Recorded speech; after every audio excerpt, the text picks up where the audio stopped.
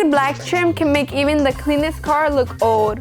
Our black trim restorer can make it come back to life. But first, you'll need to prep the surface for the best results.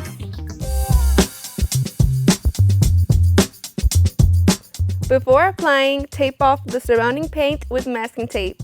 This protects your vehicle's finish and keeps the product exactly where it belongs, on the trim. Start by cleaning the trim with our surface prep. This removes any dirt, oils, or old dressings so the restorer can properly bond. Now, apply a small amount of black trim restorer directly onto an applicator pad. Work it evenly across the trim in smooth motions to ensure full coverage. For severely faded trim, allow the first coat to dry. Then apply a second coat for a deeper, richer finish. After application, use a clean microfiber towel to wipe away any excess product. And that's it! Your trim is restored to a deep, rich black finish that lasts. Quick, easy, and professional results every time.